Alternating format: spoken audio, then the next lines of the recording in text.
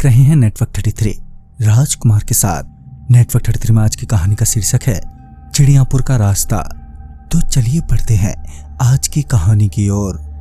चमोली गढ़वाल के रहने वाले अशोक जी बताते हैं कि ये बात तब की है जब मैं अपने उस्ताद सोनू जी के साथ रुड़की यूनियन का ट्रक चलाया करता था। वैसे तो मैं उस वक्त एक कंडक्टर के तौर पर काम कर रहा था, मगर बीच बीच में ट्रक भी चलाता था। हमें अक्सर ही दिल्ली रोड का ही काम दिया जाता था, क्योंकि सोनू जी उन अच्छे ड्राइवर्स में थे जिनकी मालिक से अच्छी बनती थी। मगर एक बार हमें दिल्ली रोड की जगह रुद्रपुर और काशीपुर का लोड दे दिया। हमारा ट्रक जो कि RSPL था वो पूरा ओवरलोडेड था। ऊपर से गाड़ी की हालत भी कुछ खास ठीक नहीं थी, मगर मालिक से मना भी नहीं किया जा सकता था। लिहाजन हम दोनों लोड लेकर वहां से रवाना हुए और किसी तरह हमने सामान को सही सलामत और ठीक वक्त पर डिलीवर कर दिया। और डिलीवरी के बाद हम दोनों ट्रक लेकर वहां से खाना पीना खाकर वापस रवाना हुए।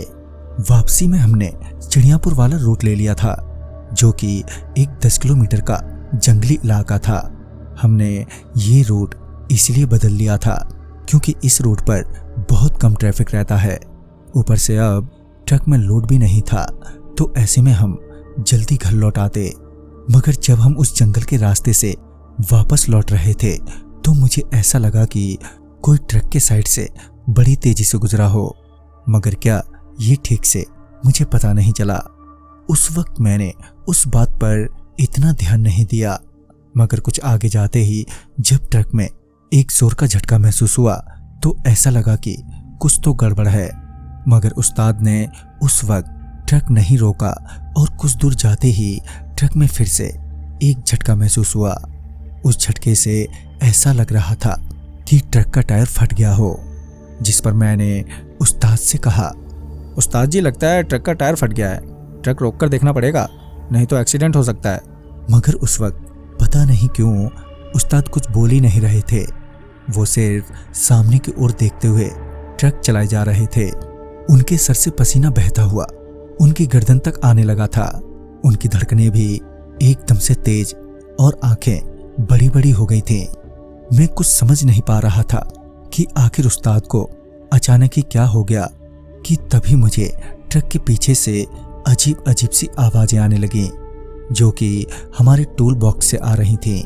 मैंने अभी ये बोला ही था कि ये आवाज कैसी है कि तभी मुझे एहसास हुआ कि कोई ट्रक के बाहर से मुझे देख रहा है। मैंने जैसे ही ट्रक की खिड़की की तरफ देखा तो उधर देखते ही मेरी जोर से चीख निकल गई। खिड़की के बाहर एक औरत उड़ रही थी, जो उड़ते हुए जोर से चीख रही थी और अंदर आने की कोशिश कर रही थी।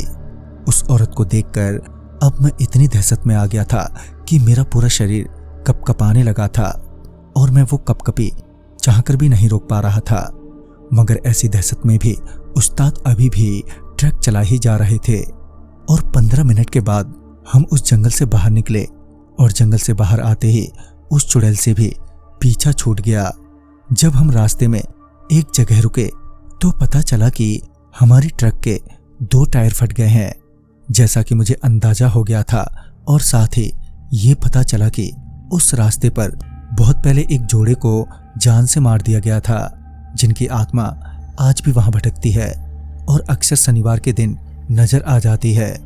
अब ट्रक की मरम्मत के बाद वहां से चल दिए और ठीक ठाक घर वापस पहुंचे। तो दोस्तों, इस कहानी में बस इतना ही। कहानी आपको पसंद आई हो तो लाइक शेयर करें और साथ ही हमें कमेंट बॉक्स में जरूर बताएं। तो मैं आपका दोस्त राजकुमार जल्द ही मिलूंगा ऐसी ही एक नई कहानी के साथ। तब तक के लिए बाय एंड टेक केयर।